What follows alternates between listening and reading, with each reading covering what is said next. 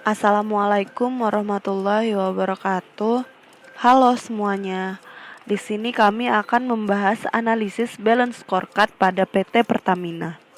Sebelum masuk ke pembahasan yang lebih lanjut, izinkanlah kami memperkenalkan diri terlebih dahulu. Kami dari kelompok 3 Akuntansi Manajerial 5A Pagi, terdiri dari 4 anggota. Saya sendiri, Ririn Ridwani dengan NIM 4112001025. Selanjutnya Alia Faiza dengan NIM 4112001017. Selanjutnya Elviona Putri Nur Rahmadini DJ dengan NIM 4112001012 dan Trianita Ayu Lestari dengan NIM 4112001030. PT Pertamina adalah perusahaan minyak dan gas bumi yang dimiliki pemerintah Indonesia yang berdiri sejak tanggal 10 Desember tahun 1957. Produk yang dikelola Pertamina meliputi bahan bakar minyak atau BBM, PSO, dan non-PSO, bahan bakar khusus atau BBK, gas, non-BBM, dan petrokimia.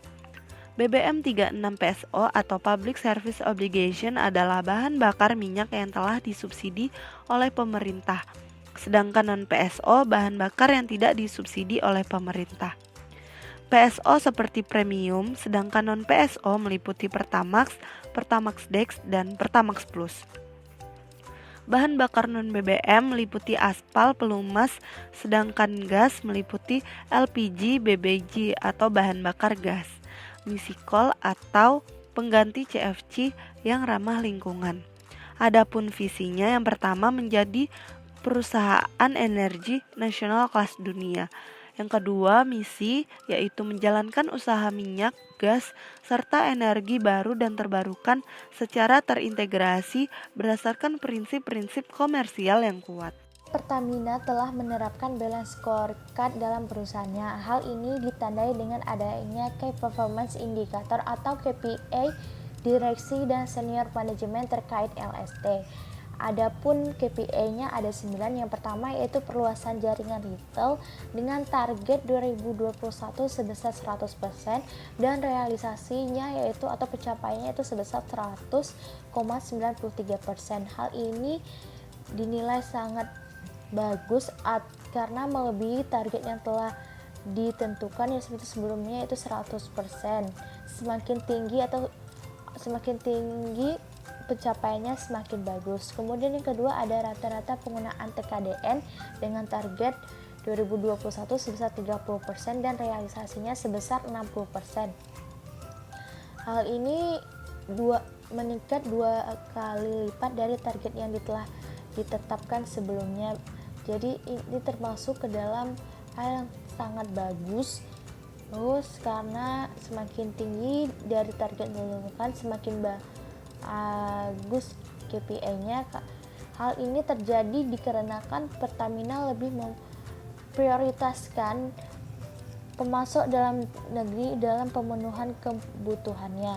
Kemudian KPI yang ketiga yaitu presentasi perempuan dalam nominated talent dengan target 2021 sebesar 15% dan pencapaiannya sebesar 18,92%. Hal ini dapat terjadi dikarenakan Pertamina telah menyiapkan 500 top talent sebagai pemimpin di masa depan dengan 30% diantaranya adalah perempuan. Kemudian KPI yang keempat yaitu ada milenial di bawah 40 tahun dalam top talent yang target 2021 yaitu 50% dan pencapaiannya itu sebesar 52,8%. Hal ini dinilai sangat bagus karena semakin tinggi presentasinya semakin baik pula. Kemudian itu ada total recordable incident rate atau rata-rata pencatatan kecelakaan kerja dengan target 2021 sebesar 0,66 dan pencapaiannya sebesar 0,12. Hal ini dinilai sangat bagus. Mengapa demikian? Semakin kecil pencapaian yang telah diraih oleh Pertamina dari target yang ditentukan semakin bagus karena berarti semakin kecil kemungkinan terjadinya kecelakaan kerja. Kemudian selanjutnya ada itu KPI perbaikan skor LST, targetnya pada 2021 sebesar 41,6, sedangkan pencapaian kinerjanya 2021 yaitu 28,1. Hal ini dinilai cukup baik atau malahan sangat bagus dikarenakan di bawah target yang telah ditentukan, karena semakin rendah pencapaiannya itu semakin bagus. Kemudian itu ada pencapaian proper emas dan proper hijau yang dimana ditargetkan pada 2021 sebesar 83 proper, kemudian pencapaiannya yaitu sebesar 104 proper. Hal ini terdiri dari 23 proper emas dan 81 proper hijau. Kemudian yaitu ada KPI reduksi emisi berkelanjutan yang target awalnya 2021 yaitu 100% dan realisasinya atau pencapaiannya sebesar 100%. Hal ini dinilai cukup bagus karena telah berhasil melakukan reduksi terhadap emisi GRK yang dapat menyebabkan pemanasan global. Kemudian yaitu KPI yang terakhir yaitu penilaian skor GCG yang targetnya pada 2021 yaitu sebesar 90% dan pencapaian kinerjanya yaitu sebesar 96,94%. Hal ini dinilai cukup baik karena perusahaan telah berhasil menetapkan komitmen pada perusahaan dengan tata kelola perusahaan yang baik. Hal ini dapat terwujud ke perusahaan dikarenakan perusahaan menerapkan beberapa sistem manajemen yaitu salah satunya sistem manajemen anti penyuapan. Adapun strategi perusahaan ke depannya yaitu meningkatkan kemampuan tenaga kerja dan kontraktor terkait firm, kemudian mengembangkan pengembangan pekerja, dan banyak lagi lainnya, salah satunya di bidang lingkungan sosial dan tata kelola, terutama meningkatkan kesejahteraan lingkungan sosial dan tata kelola. Kemudian selain itu Pertamina juga mengejar atau menargetkan nilai pasar sebesar 100 miliar US dollar pada tahun 2024. Kemudian selain itu Pertamina juga menstrategikan untuk lebih mendekatkan diri kepada pelanggan atau customer sampai pelanggan di daerah yang terdepan, terpencil, dan tertinggal. Dari penjelasan terkait KPI dan strategi kedepannya dari pesan tersebut, kami juga telah mengelompokkan KPI tersebut ke dalam beberapa perspektif. Yang pertama yaitu learning and growth perspektif, yang termasuk dalam KPI-nya yaitu Total Recordable Incident Rate, milenial di bawah umur 40 tahun dalam top talent, dan presentasi perempuan dalam nominated talent. Yang kedua itu ada perspektif customer atau customer perspektif yang termasuk ke dalamnya yaitu perluasan jaringan retail. Kemudian yang ketiga yaitu ada internal process atau perspektif internal process, yaitu KPI yang termasuk ke dalamnya yaitu rata-rata penggunaan TKDN, perbaikan skor LST, pencapaian proper emas dan hijau, reduksi emisi berkelanjutan, dan penilaian skor GCG. Dan untuk perspektif finansialnya tidak ada. Mengapa demikian? Karena perusahaan pada tahun 2021 tersebut lebih menitik fokuskan pada pengembangan atau peningkatan kesejahteraan lingkungan sosial dan tata kelolanya sendiri. Selanjutnya di sini ada rekomendasi KPI baru yang sesuai dengan strategi yang akan diterapkan oleh Pertamina. Yang pertama ada pada perspektif keuangan. Di sini kami merekomendasikan KPI baru yaitu peningkatan pendapatan perusahaan. Hal ini sesuai dengan salah satu strategi perusahaan mengejar target nilai pasar 100 miliar USD pada tahun 2024. Oleh karena itu, untuk mencapai target tersebut, Pertamina perlu meningkatkan pendapatannya.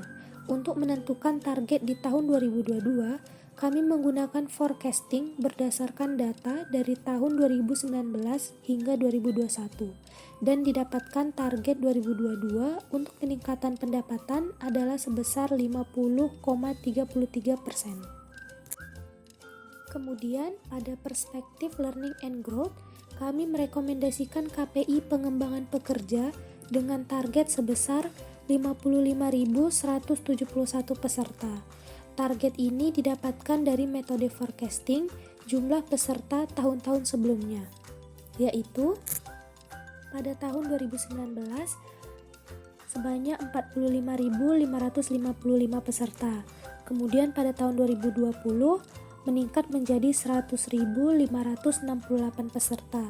Dan pada tahun 2021 yaitu 42.200 peserta. Kemudian didapatkan target pada tahun 2022-nya yaitu 55.171 peserta. Yang ketiga, pada perspektif customer, kami merekomendasikan KPI kepuasan dan kesetiaan pelanggan dengan target sebesar 9,1. Target ini kami dapatkan dari metode forecasting index tahun-tahun sebelumnya, yaitu pada tahun 2019 7,7, tahun 2020 8,2, dan tahun 2021 8,6. Kemudian pada tahun 2022 targetnya adalah 9,1.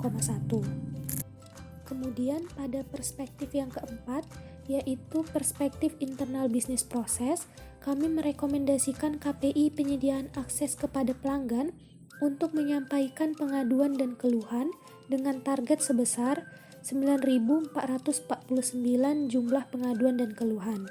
Target ini juga kami dapatkan dari metode forecasting jumlah pengaduan dan keluhan dari tahun-tahun sebelumnya, yaitu pada tahun 2019 ada sebanyak 1.738 pengaduan dan keluhan. Kemudian pada tahun 2020 terdapat 10.098 pengaduan dan keluhan. Kemudian di tahun 2021 yaitu 5.787 pengaduan dan keluhan. Maka didapatkan pada tahun 2022-nya target sebanyak 9.449 pengaduan dan keluhan. Strategi dari KPI yang telah ada yang terbagi atas 3 perspektif, yaitu customer, internal process, dan perspektif learning and grow. Dari peta ini kita dapat melihat bahwa Pertamina yang pertama yaitu meningkatkan presentasi perempuan dalam nominated talent. Hal ini apabila telah tercapai dapat mewujudkan ke tahap selanjutnya, yaitu meningkatkan milenial di bawah umur 40 tahun dalam top talent, sehingga banyak generasi-generasi muda yang berbakat dalam hal tersebut sehingga dapat memperbaiki skor LST dari perusahaan Pertamina. Selain itu, ada total recordable incident rate. Hal ini apabila total incident recordable rate ini apabila telah diperbaiki itu dapat meningkatkan penilaian skor GCG. Selanjutnya itu ada reduksi emisi berkelanjutan. Hal ini bertujuan untuk pencegahan pemanasan global atau lebih meningkatkan kepedulian terhadap lingkungan. Apabila hal ini dapat tercapai, maka Pertamina sendiri akan mendapat penghargaan, yaitu pencapaian berupa proper emas dan hijau dari pemerintah. Kemudian dari proper ini juga mendukung terjadinya perbaikan dari skor LST kita. Selain hal tersebut, ada rata-rata penggunaan TKDN yang juga dapat memperbaiki skor LST. Mengapa demikian? Karena dalam rata-rata penggunaan TKDN ini kita lebih memfokuskan dan memprioritaskan pemasok lokal dalam pemenuhan kebutuhan PT Pertamina. Kemudian apabila perbaikan skor LST sudah bagus, maka pastinya penilaian terhadap skor GCG dari perusahaan tersebut juga bagus. Apabila perusahaan telah bagus penilaiannya saat skor GCG-nya, pasti perusahaan baru bisa melakukan inovasi baru yaitu perluasan jaringan retail sampai ke pelosok negeri.